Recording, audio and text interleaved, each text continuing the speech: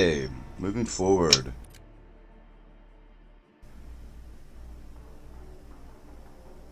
Excuse me.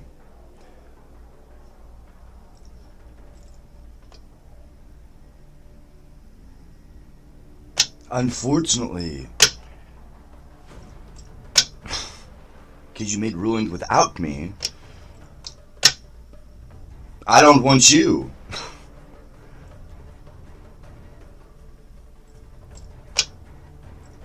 I would win that battle. Anyway, Julius Caesar, Act 1, William Shakespeare. I've done this before. I don't remember if this is the second time or third time I've done this. I can't remember if I did it a second time, that's the thing. I know I did it once, but this was an important one. We talked about the arc in this one. This is good to know. Julius Caesar, Act 1, Scene 1, Rome, a street. Hits home, you idle creatures, you home. Is this a holiday?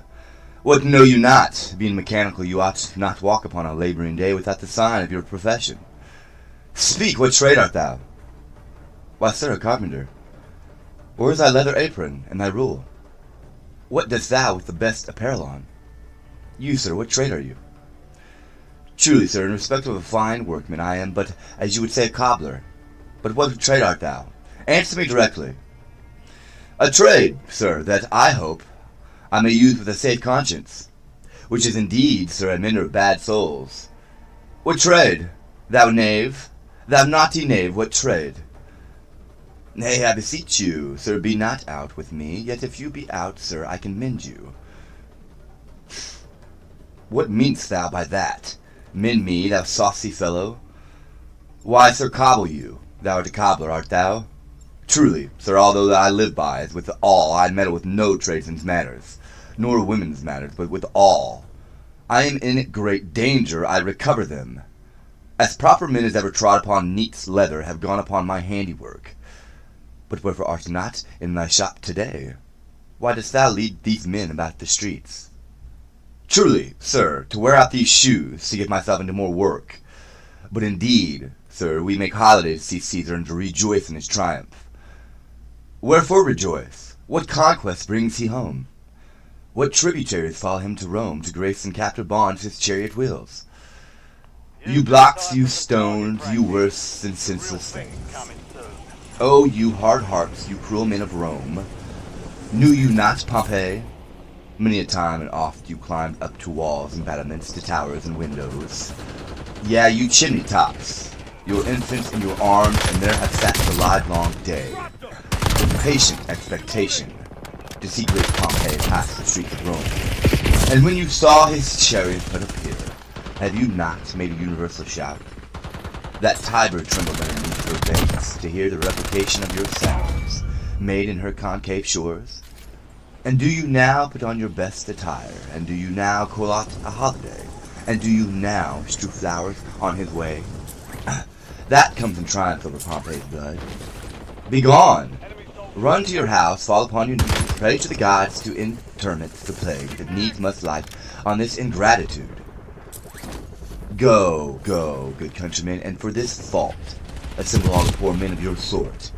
Draw them to Tiber thanks, and weep your tears into the channel to the lowest stream to kiss the most exalted shores of all.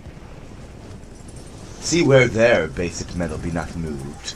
They vanish tongue-tied in their guiltiness, due down they towards the capital. This way will I disrobe the images if you do find them death with ceremonies. May we do so? No. You know it is the feast of Lupercal. It is no matter lest no images be hung with Caesar's trophies. I'll about and drive away with vulgar from the streets, so you do too where you perceive them thick. These growing feathers plucked from Caesar's wings will make him fly nor their pitch. Who else would soar above the view of men and keep all in servitor fearfulness? Scene 2. The same, a public place. Calpurnia. Peace, ho, Caesar speaks. Calpurnia. Here, my lord. Enemy dropping into the AO. All stations. Stand you directly Antonio's way when he doth run this course, Antonius. Caesar, my lord. Forget not in your speed, Antonius, to touch Calpurnia, for the elders say the Baron touched his holy chase. Shake off their sterile curse. I shall remember. When Caesar says do this, it is performed. Set on and leave no ceremony out. Caesar! Ah, who calls? Bid every noise be still. Peace yet again. Who is it in the press that calls on me? I hear a tongue, shrill than all the music. Cry, Caesar, speak. Caesar is turned to hear. Beware the Ides of March. What man is that? A soothsayer bids you beware the Ides of March. Set him before me, let me see his face. Fellow, come from this throng, look upon Caesar. What sayest thou to me now? Speak once again. Beware the Ides of March.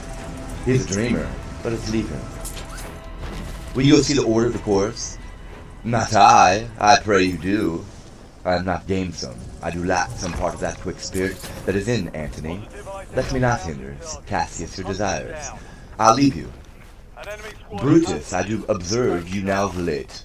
I have not from your eyes that gentleness and show of love as I was wont to have. You bear too stubborn and too strange a hand over your friend that loves you. Cassius, be not deceived. If I have veiled my look, I turn the trouble of my countenance merely upon myself. Vexed I am of late with passions of some difference, conceptions only proper to myself, which give some soil perhaps to my behaviors. But let not, therefore, my good friends, be grieved, among which number, Cassius, be you one, nor construe any further my neglect. Then that poor Brutus, with himself at war, forgets the shows of love to other men. Then, Brutus, I have much mistook your passion. By means whereof this breast of mine hath buried thought of great value, worthy cogitations. Tell me, good Brutus, can you see your face? No, Cassius, for the eye sees not itself, but by reflection, by some other things. 'Tis just, and it is very much lamented, Brutus, that you have no much mirrors, as will turn your hidden worthiness into your eye, that you might see your shadow. I have heard where many of the best respect in Rome, except immortal Caesar, speaking of Brutus, and groaning underneath this age's yoke, have wished that noble Brutus did his eyes. Man, you have it all figured out, don't you? Into what dangers would you lead me to Cassius? Rich boy, I cannot wait. That you wouldn't have me seek into myself for that which is not in yours. Therefore, good Brutus, be prepared to hear, and since you know you cannot see yourself as well as by reflection, I, your glass, will modestly discover to yourself that of yourself which you yet know not of. And be not jealous on me, gentle Brutus, were I common laugher, or give you ordinary oaths, my love to every new protester. If you know that I do fawn on men, and hug them hard, and I stand with them, or if you know that I profess myself in banqueting to all the root, then hold me dangerous. What means this shouting? I do fear the people who Caesar for their king. Aye, do you fear it? Then must I think you would not have it so. I would not, Cassius, yet I love him well, but wherefore do you hold me here so long? What is it that you would impart to me? If it ought toward the general good, set honor in one eye and death eye the other, and I will look on both indifferently, for let the gods so speed me as I love nuclear device. Get out. Blackball. The name of honor more than I fear death. I know that virtue to be in you, Brutus, as well as I do know your outward favor. Failure means elimination. Well, honor is the subject of my story.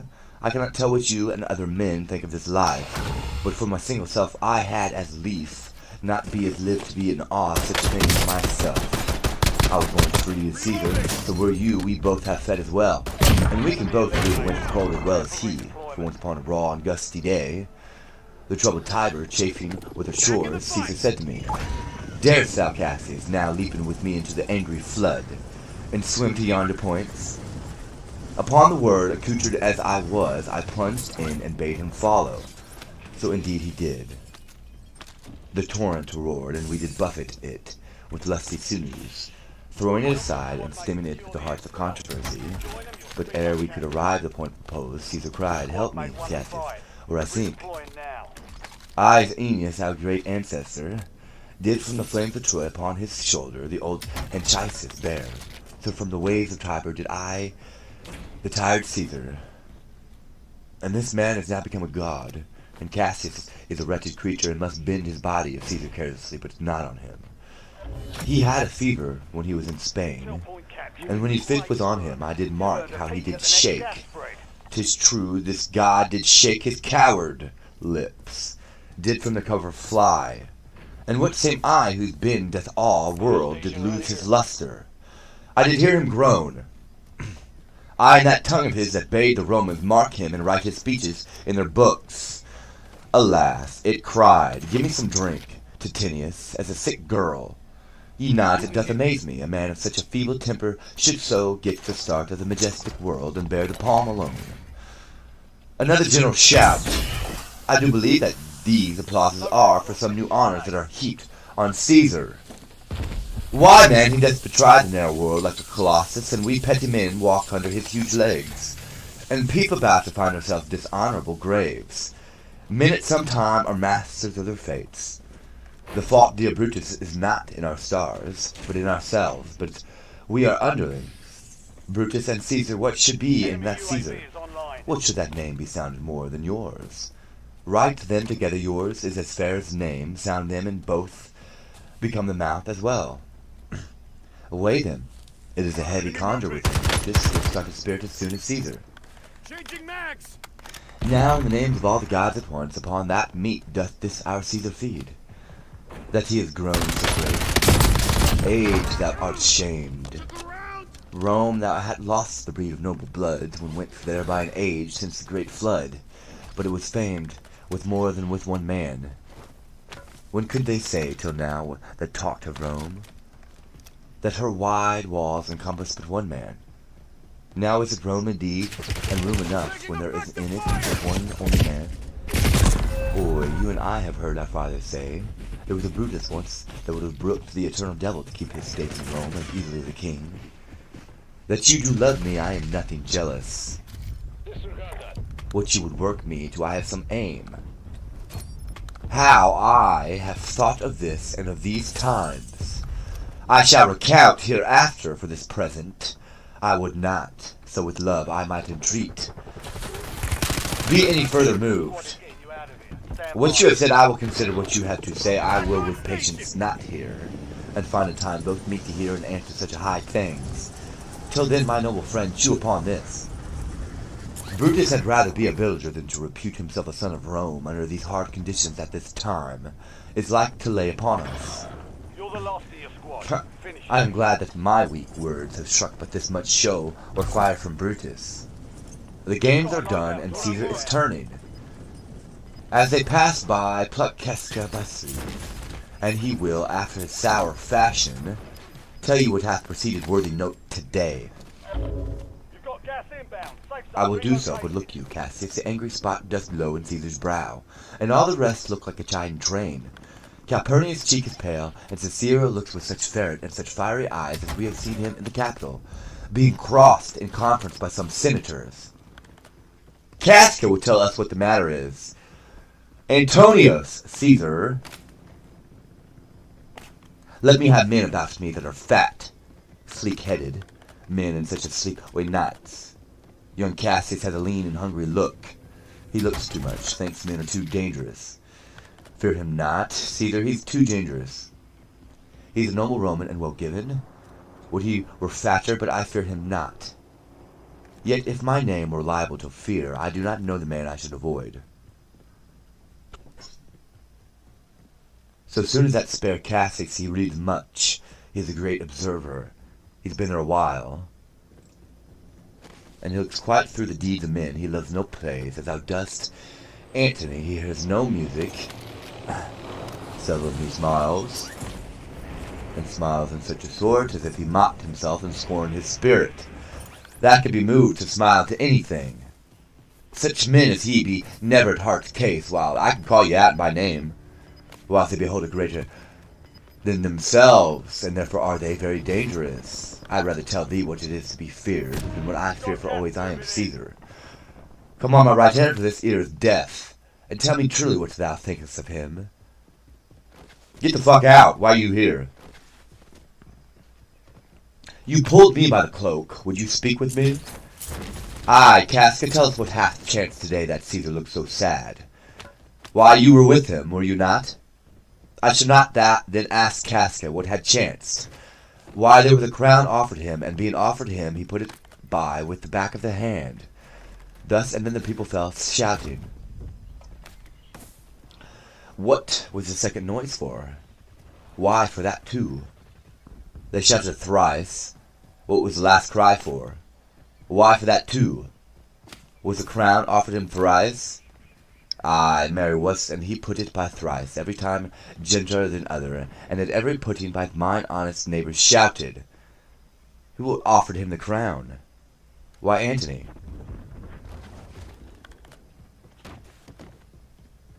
Tell us the manner of it, gentle Casca. I can't as well be hanged as tell the manner of it. It was a mere foolery. I did not mark it. I saw Mark Antony offer him a crown, which was not the crown neither, 'twas one of these coronets. And as I told you, he put it by once. But for all that, to my thinking, he would fain have had it.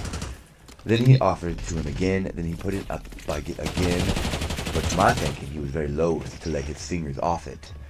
And then he offered it the third time, he put it the third time by, and still, as he refused it by the rabblement, shouted and clapped their chopped hands, and threw up their sweaty nightcaps, and uttered such a deal of stinking breath because Caesar refused the crown, that it had almost choked Caesar.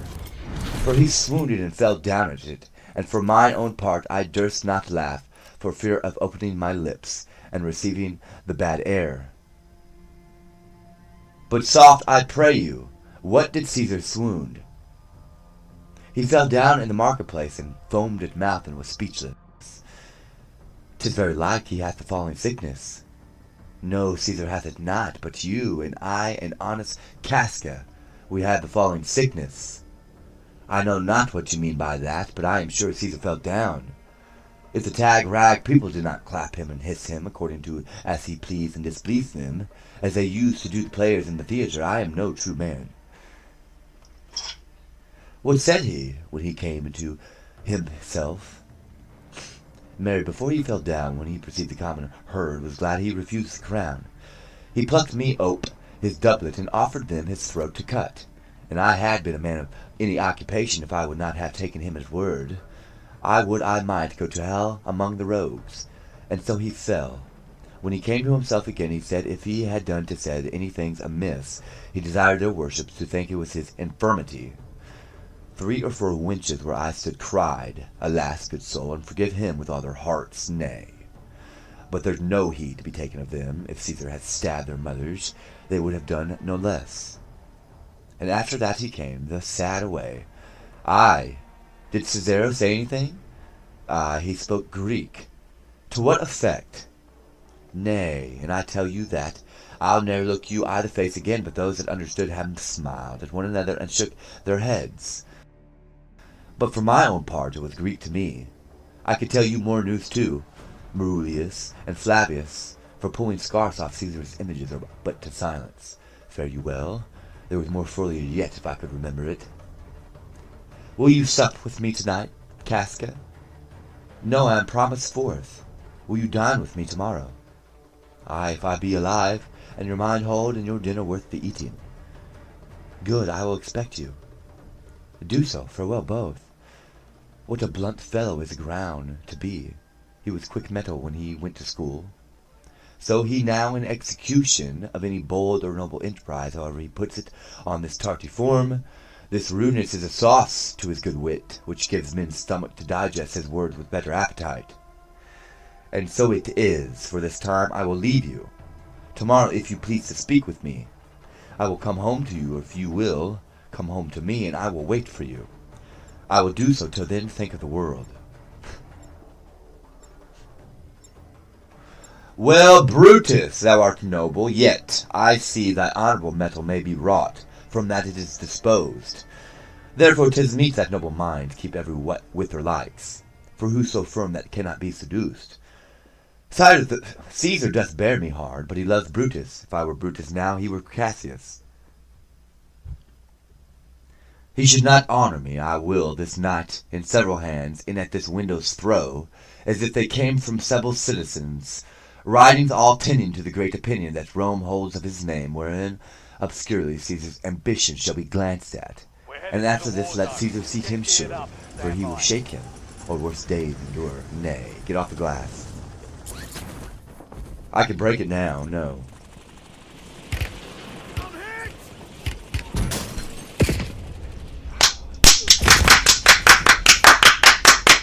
My turn, where's my money?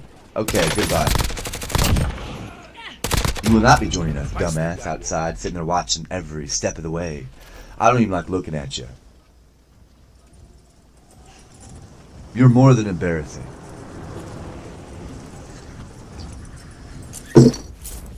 You're more than embarrassing, Army. Over here taking shots. I'm reloading.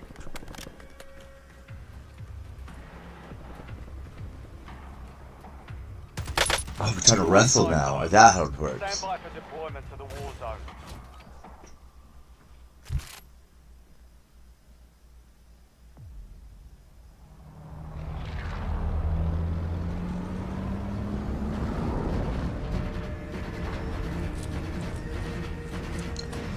Scene 3 the same, a street.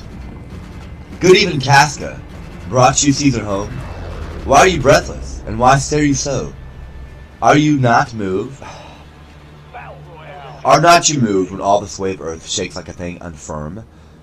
O Cicero, I have been tempest with the scolding winds, have rived the knotty oaks, and I have seen ambitious ocean with swell and rage and foam, to be exalted with the threatening clouds, but never till tonight, never till now, did I go through a tempest dropping fire. Either there is a civil strife in heaven, or else the world too saucy with the gods and senses them to send destruction. Or I could just kill you now. Why saw you anything more wonderful? A common slave. You know him well by sight. Help his left hand, which did flame and burn like 20 torches joined, and yet his hand, not sensible of fire, remained unscorched. Besides, I have not since put up my sword. Against the capital I met a lion, who glared upon me and went surly by without annoying me. And there were drawn upon a heap 100 ghastly women, transformed with their fear, who swore they saw men all in fire walk up and down the streets. And yesterday the bird of night did sit, even at noonday, upon the marketplace, hooting and shrieking. When these prodigies do so conjointly meet, let not men say these are their reasons. They are natural, for I believe they are potentest things unto the climates that they point upon. Indeed, it is a strange disposed time, but men may construe things after their fashion, clean from the purpose of the things themselves. Come Caesar to the capital tomorrow? He doth, for he did bid Antonius send word to you he would be there tomorrow. Nay. Good night, then, Casca. This disturbed sky is not to walk in. Farewell, Cicero. Who's there? A Roman. Casca, by your voice, your ear is good. Cassius, what night is this? A very pleasing night to honest men who never knew the heavens' minutes so. Those that I have known are so full of thoughts. For my part, I have walked about the streets, submitting me into the perilous night, and thus embraced, Casca, as you see, have barred my bosom in the thunderous stone. And when the cross blue lightning seemed to open the breast of heaven, I did present myself, even to the aim and very flash of it. But wherefore did you see so much tempt the heavens? It is a part of men to fear and tremble when the most mighty gods, by tokens, send such dreadful heralds to astonish us. You are dull, Casca, and those sparks of life should be in the Roman you do want, or else you use not. You look pale and gaze and put on fear and cast yourself in wonder to see strange impatience of the heavens. But if you would consider the true cause, why all these fires and why all these godly ghosts, why birds and beasts from quality and kind, why old men and fools and children calculate, But all these things change from their ordinates, their natures and preformed faculties to monstrous quality, while you shall find that heaven hath infused them with these spirits to make them instruments of fear and warning unto some monstrous state. Now could I, Casca, name to thee a man most like this dreadful night, that wondrous lightens upon graves and roars of death lion in the capital, a man no mightier than thyself, or me in personal action yet prodigious, grown and fearful as these strange eruptions are. 'Tis Caesar that you mean, is it not, Cassius? Let it be who it is, for Romans now have thews and limbs like to their ancestor. But woe this while our fathers' minds are dead, and we are governed with our mothers' spirits. Our yoke and sufferance show us womanish. Indeed, they say the senators tomorrow mean to establish Caesar as a king, and he shall wear his crown by sea and land in every place save here in Italy. Idiot. I know where I will wear this dagger then. Cassius from bondage will deliver Cassius. Therein ye gods you make the weak most strong. Therein ye gods you tyrants do defeat. No, nor stony tower, nor walls of beaten brass, nor airless dungeon, nor strong links of iron can be retentive to the strength of spirit. But life being weary of those worldly bars never lacks power to dismiss itself. Nay, if I know this, know all the world besides, this part of tyranny that I do bear, I can shake off at pleasure. So can I. So every bondman in his own hand bears the power to cancel his captivity. And why should Caesar buy a tyrant win? Poor man. I know he would not be a wolf, but then he sees the Romans are but sheep. He were no lion, were not Romans hens. Those that with haste will make a mighty fire begin it with weak straws, that trashes Rome when rubbish and what offal, when it serves for the base matter to illuminate so vile a thing to Caesar. Oh, there you are, but oh grief, where hast thou led me? I perhaps speak this before a willing bondman, and I know my answer must be made. But I am armed, and dangers are to me indifferent. You speak to Casca, and to much such a man. That is no fleering telltale. Hold my hand. Be factious for redress for all these griefs, and I will set this foot of mine as far as who goes furthest. Check your map for the next There's a chapter bargain in my made, case. not... Now know you, Cassia, I have moved already some certain of the noblest minded Romans to undergo with me an enterprise of honorable dangerous consequence. And I do know by this stay for me in Pompey's porch. For now this fearful night, there is no stir, or walking in the street for the complexion of the helmet, and favors like the work we have in hand, most bloody of fire and most terrible. Stand close a while, for here comes one in haste. 'Tis Sina. I do know him by his gait, he is a friend. Sina, where haste you so? To find out you, who's that? Metellus Cimber? No, it is a Casca winning corporate to our attempts. Am I not staged for Sina? I am glad on't. What a fearful night is this. There's 2 or 3 of us have seen strange sights. Am I not stayed for? Tell me. Yes, you are, O Cassius, if you could but win the noble Brutus to our party.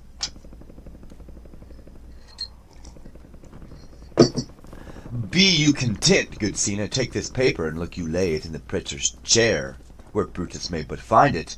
You throw this in at his window, set this up with wax upon old Brutus' statue. All this done, I can feel the weight to repair to Pompey's porch, where you shall find us, nay, Edesius, Brutus, and Trebonius there.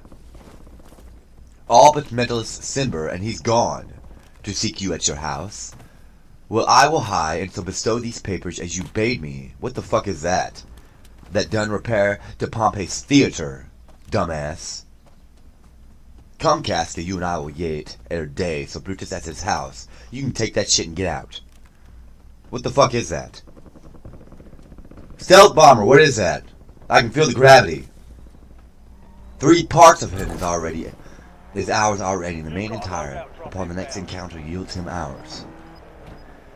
Oh, he sits high in all his people's hearts, that which would appear offense in us His countenance, like richest alchemy, will change to virtue and to worthiness. Marking new safe zone. Him and his worth, in our great need of him, you have right well conceited. Let us go, for it is after midnight, and ere day we will awake him and be sure of him.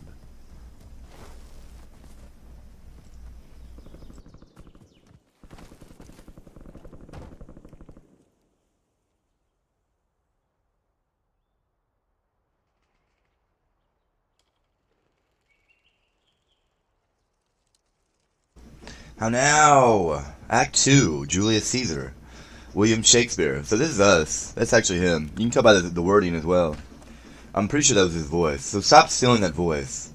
So the problem I'm having right now, I believe Jurassic Park is trying to come through and steal some information that they don't own. And that was not meant for them, and they have not approached the right and correct person that it was meant for. I think that's the problem we're having here in heaven and hell, and I will doom your ass. I wasn't asking you with your little throng over here. I don't need your personal opinions at this point moving forward. So anyway, Act 2 of Julius Caesar. Scene 1, Rome, Brutus, orchard. Enter Brutus. Called you, my lord? Get me a taper in my study, Lucius. When it is lighted, come and call me here. I will, my lord.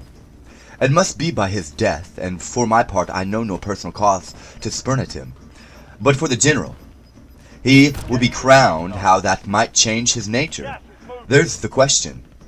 It is the bright day that brings forth the adder, and what craves weary walking, crown him. That, and then I grant we put a sting in him, that at his will he may do danger with. The abuse of greatness is when it disjoins remorse from power, and to speak truth of Caesar, I have not known when his affections swayed more than his reason, but 'tis a common proof that loathliness is young ambition's ladder, whereto the climber upward turns his face. But when he once attains the utmost round, he then unto the ladder turns his back, looks in the clouds, scorning the base degrees by which he did ascend. So Caesar may, then, lest he may prevent. And since the quarrel will bear no color for the thing he is, fashion it thus that what he is augmented would run to these and these extremities, and therefore think him as a serpent's egg, which hatched would as his kind grow mischievous, and kill him in the shell. The taper burneth in your closet, sir. Searching the window for a flint, I found this paper, thus sealed up, and I am sure it did not lie there when I went to bed. Get you to bed again, it is not day. Is not tomorrow, boy, the Ides of March? I know not, sir. Look in the calendar and bring me word. I will, sir. The exultations whizzing in the air give so much light that I may read by them. Brutus, thou sleepest awake, and see thyself. Shall Rome and sea speak, strike, redress? Brutus, thou sleepest awake. Such instigations have been often dropped where I had took them up. Shall Rome and sea, thus must I piece it out? Shall Rome stand under one man's awe? What Rome? My ancestors did from the streets of Rome, the Tarquin drive when he was called a king. Speak, strike, redress, am I entreated to speak and strike? Oi, Rome, I make thee promise. If the redress will follow, thou receivest thy full petition at the hand of Brutus. Ha, sir, Sir March is wasted 14 days. 'Tis good, go to the gates. Since Cassius first did wet me against Caesar, I had not slept. Between the action and the judgment and the first motion, all the endearing is like a phantasma of hideous dream. The genius and the mortal instruments are then counsel, and the state of man, like to a little kingdom, suffers in the nature of an insurrection. Sir, 'tis your brother Cassius at the door, who doth desire to see you. Is he alone? No, sir, there are more with him. Do you know them? No, sir. Their hats are plucked about their ears, and half their faces buried in their cloaks, that by no means I may discover them by any mark of favor. Let him enter. They are the fraction, or a conspiracy. Shame us out to show my dangerous brow by night, when evils are most free, or even by day, where wilt thou find a cavern dark enough to mask all monstrous visage? Seek none, conspiracy. Hide it in smiles and affability. For if thou pass thy native semblance on, not Erebus itself were dim enough to hide thee from prevention. I think we are too bold upon your rest. Good morrow, Brutus, do we trouble you? Safe zone located. I have been up this hour, awake all night. Know I these men that come along with you. Yes, every man of them. And no man here but honors you, and every one doth wish you had but this opinion of yourself. Which every noble Roman bears with you, this is Troubonius. He is welcome hither. This Decius Brutus, he is welcome too. This Casca, this Cinna, and then Metellus Cimber. They are all welcome. What watchful cares do interpose themselves betwixt your eyes and night? Shall I entreat a word? Here lies the east, Commonwealth. Doth not the day break here? No, we pardon, sir, it doth, and you grey lines that fret the clouds are messengers of day. You confess that they are both deceived. Here as I point my sword, the sun arises, which is a great way, growing up on the south, weighing the youthful season of the year, some 2 months hence a fire towards the north. He first presents his fire, and the high east stands at the capital directly here. You know, like 7 years in Commonwealth marriage. Give me your hands all over, one by one, and let us swear our resolution. No, not an oath. If not the face of men, this sufferance of our souls, the time's abuse. To these be motives weak break off betimes, and every man hence to his idle bed. So let high-sighted tyranny range on, till each man drop by lottery. But if these, as I am sure they do, bear fire enough to kill cowards, and instill with valor the melting spirits of woman, then countrymen, what need we any spur but our own cause to prick us to redress? What other bond than secret Romans that have spoke the word and will not palter? And what other oath than honesty to honesty engaged? That this shall be, or we shall for it. Go ahead and shake it and act like you're talking to somebody that you're not actually talking to. You're like that dude on Red Dead Redemption that's in the cult, the Indian dude with the dream catchers. This is what's gonna happen! You have to go down in the mine. That's what you're doing right now. Swear priests and cowards and men causeless and feeble carrions and such suffering souls that welcome wrongs. Under bad causes swear such creatures as men doubt, but do not stain the even virtue of our enterprise, nor in suppress such metal of our spirits to think that of our cause, of our performance, did need an oath. When every drop of blood that every Roman bears, and only bears is guilty of a several bastardy, if he do break the small particle of any promise that had passed from him. But what of Cicero? Shall we sound him? I think he will stand very strong with us. Let us not leave him out. No, by no means. Or let us have him, for his silver hairs will purchase us as a good opinion, and by men's voices to commend our deeds. It shall be said his judgment ruled our hands, our use in the wilderness shall no whit appear, but all he buried in his gravity. Oi, name him not, let us not break with him, for he will never follow anything that other men begin. Aye, amen. Then leave him out, indeed he is not fit. Shall no man else be touched but only Caesar? Decius well urged, I think it is not meet. Mark Antony, so well beloved of Caesar, should outlive Caesar. We shall find of him a shrewd contriver, and you know his means, if he improve them, may well stretch, so far as to annoy us all with my eye, which to prevent let Antony and Caesar fall together. Our course will seem too bloody. Caius Cassius to cut the head off, and then back the limbs, like wrath and death and envy afterwards. For Antony is but a limb of Caesar. Let us be sacrificers, but not butchers, Caius. We all stand up against the spirit of Caesar, and in the spirit of men there is no blood. Oi, then that we could come by Caesar's spirit, and not dismember Caesar. But alas, Caesar must bleed for it, and gentle friends, let's kill him boldly, but not wrathfully. Let's carve him as a dish fit for gods. Let's hew him as a carcass fit for the hounds. And let our hearts, as subtle masters do, stir up their servants as an act of rage, and after seem to chide them. This shall make our purpose necessary and not envious, which so appearing to the common eyes we shall be called perjurers, not murderers. And for Mark Antony think not of him, for he can do no more than Caesar's arm when Caesar's head is off.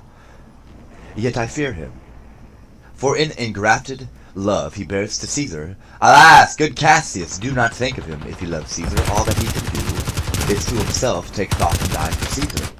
And that were much he should, for he is given to sports, to wildness, and much company. There is no fear in him, let him not die, for he will live and laugh at this hereafter. Please count the clock. The clock hath stricken 3, 'tis time to part.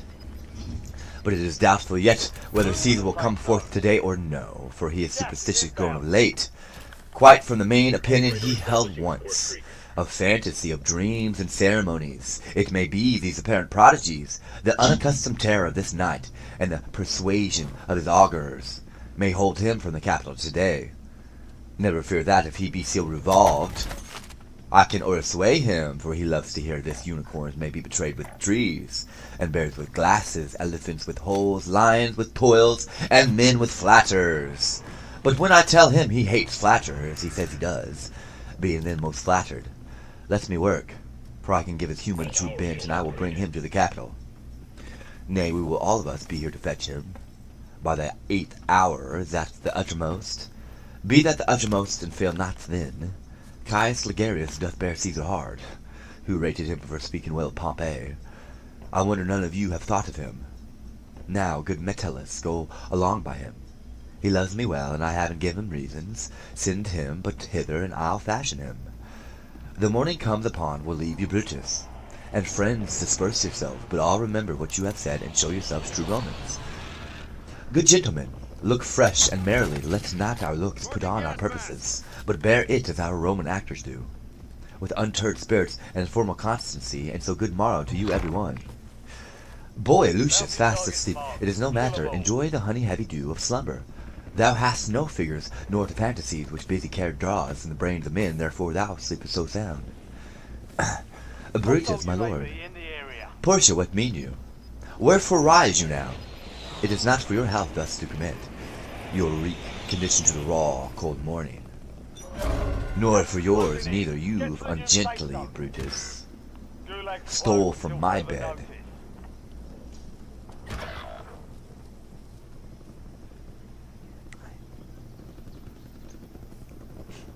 And yesterday night at supper you suddenly arose, and walked about, musing and sighing with your arms crossed, and when I asked you what the matter was, you stared upon me with ungentle looks. I urged your father, and then you scratched your head, and too impatiently stamped with your foot, yet I insisted. Yet you answered not, but with an angry wafture of your hand, gave sign for me to leave you, so I did, fearing to strengthen that impatience which seemed too much unkindled, and withal hoping it was but an effect of humour, which sometime hath his hour with every man. It will not let you eat, nor talk, nor sleep, and could it work so much upon your shape as it hath much prevailed on your condition.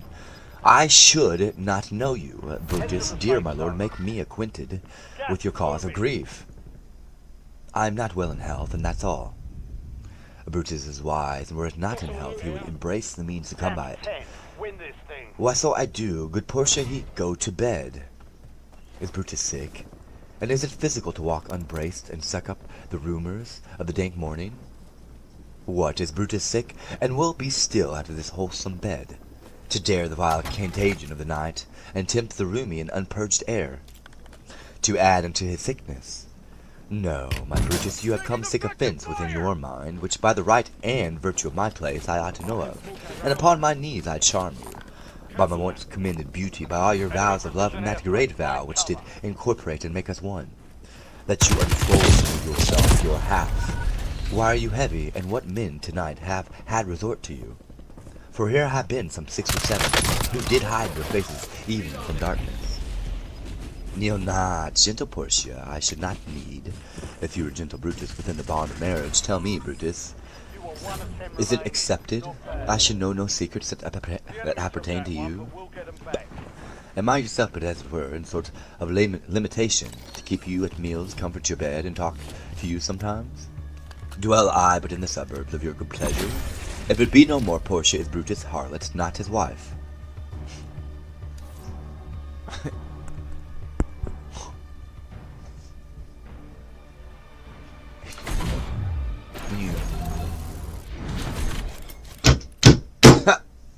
That's how it works in the wild. You are my true and honorable wife, as dear to me as are the ruddy drops that visit my sad heart. If these were true, then should I know his secret. I grant I am a woman, but withal a woman that Lord Brutus took to wife. I grant I am a woman, but withal a woman well reputed. Cato's daughter, think you I am no stronger than my sex. Being so fathered, and so husbanded, tell me your counsels, I will not disclose them. I have made strong proof of my constancy, giving myself a voluntary wound here in the thigh. Can I bear that with patience, and not my husband's secrets? O ye gods, render me worthy of this noble wife. Hark, hark, only knocks, Portia, go in a while, and by my and bosom shall partake. The secrets of my heart, all my engagements I will construe to thee. All my charactery of my sad brows, leave me with haste. Here's a sick woman that would speak with you. Caius Ligarius, as Metellus spoke of. Boy, stand aside, Caius Ligarius, how? Vouchsafe good morrow from a feeble tongue.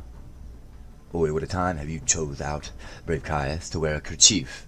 Would you not sick, I am not sick, Brutus, have in hand any exploit worthy of the name of honor. Such an exploit have I in hand, Ligarius. Had you a healthful ear to hear of it? By all the gods that Romans bow before I here discard my sickness, soul of Rome, brave son derived from honorable loins, thou like an exorcist hast conjured up my mortified spirit. Now bid me run, and I will strive with things impossible, yet get the better of them. What's to do? A piece of work that will make sick men whole. But are not some whole that we must make sick, youngin? That must we also. What is my Caius? I shall unfold to thee as we are going, to whom it must be done. Sit on your foot, and with a heart new furred I follow you. To do I know not what, but it suffices that Brutus leads me on. Follow me then. Man, I should have kept that. That's okay, though. Scene 2 the same. Caesar's have.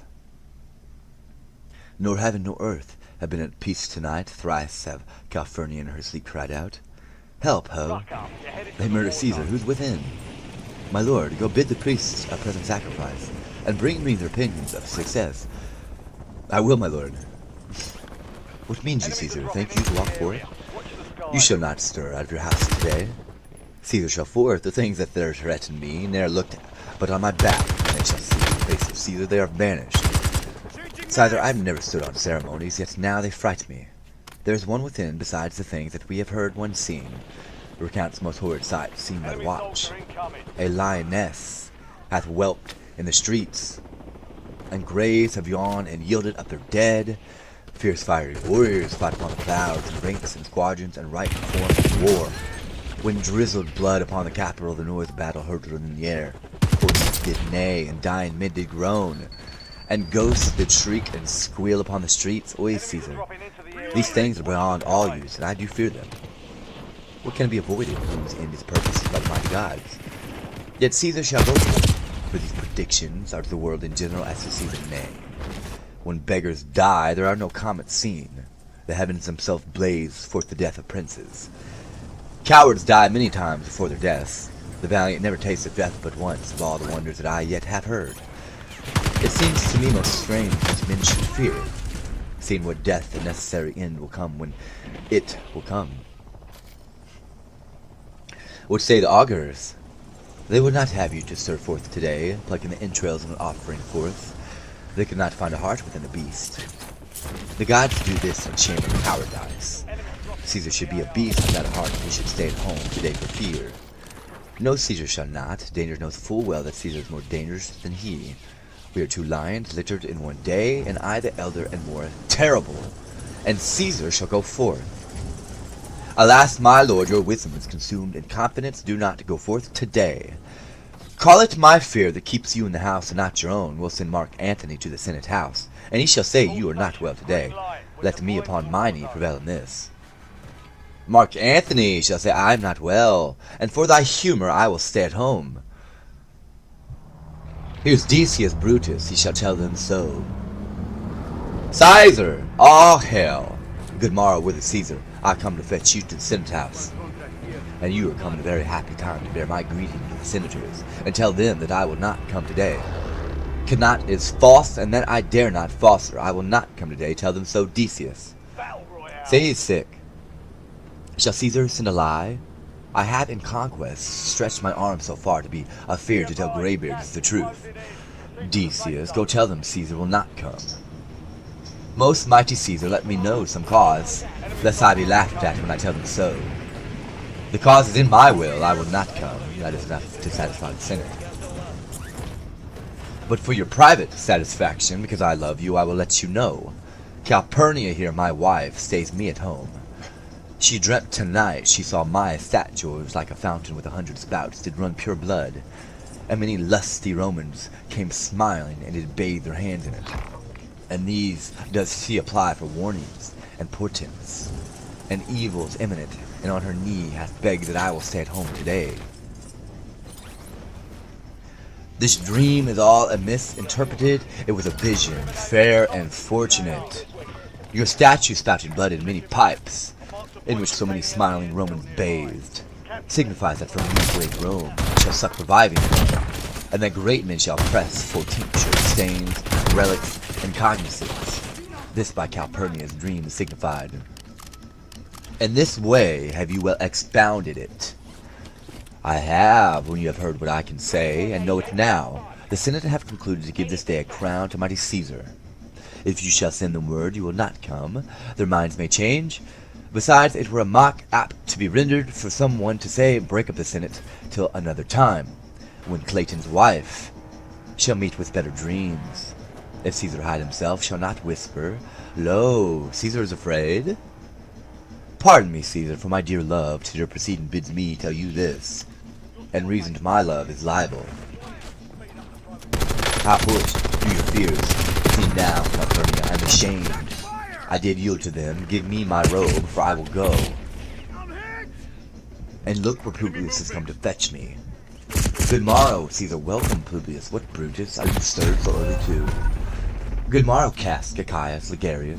Caesar was ne'er so much your enemy as that same ague which hath made you lean. What is't o'clock? Caesar, 'tis struck at 8. I thank you for your pains and courtesy. Antony, what revels long o' nights? Is notwithstanding up, good morrow, Antony, such a most noble Caesar. Bid them prepare within, I am to blame, to be thus waited for. Now, Sina, now, Menelaus, what I, Trebonius, I have an hour's talk in store for you. Remember that you call on me to be near me, that I may remember you. Caesar, I will, and so near will I be, that your best friends shall wish I had been further. Nay. 'Tis a bad choice, that one. Good friends, go in and taste some wine with me. And we like friends, well straightway go together. That every like is not the same, O Caesar, the heart of Brutus yearns to think upon.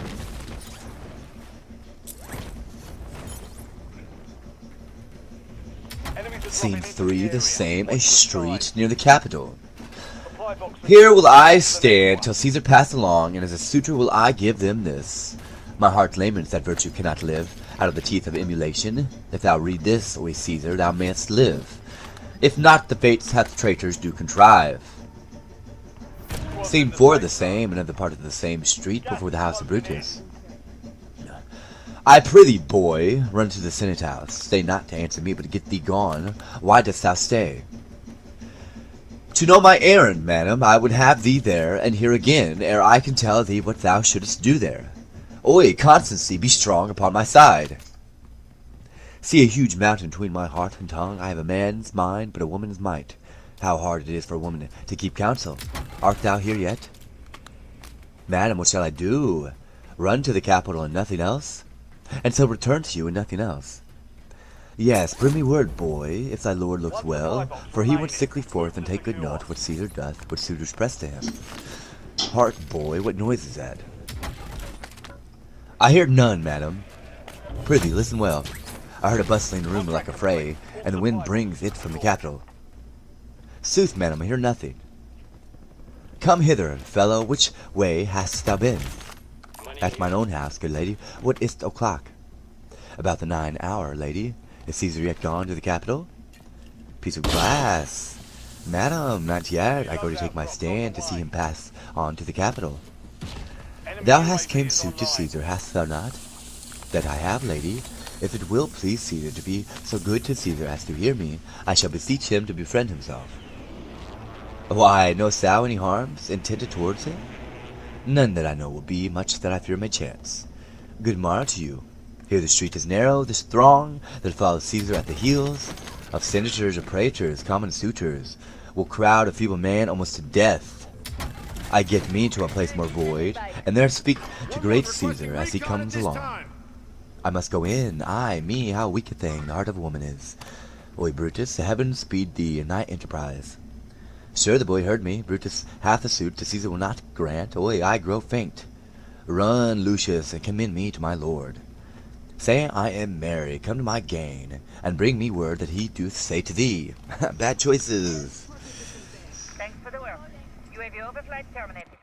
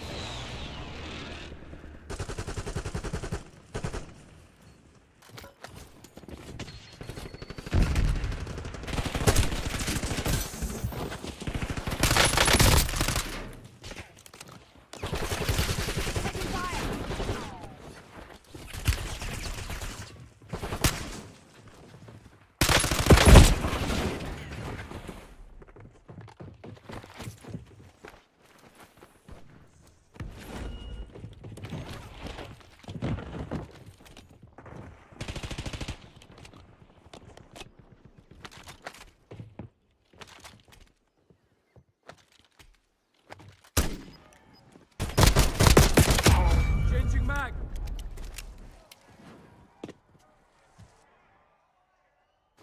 I'm redeploying. Be ready.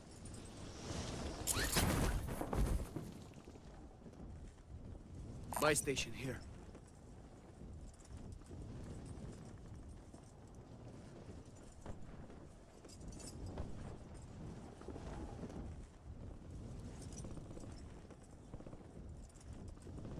Most wanted contract here.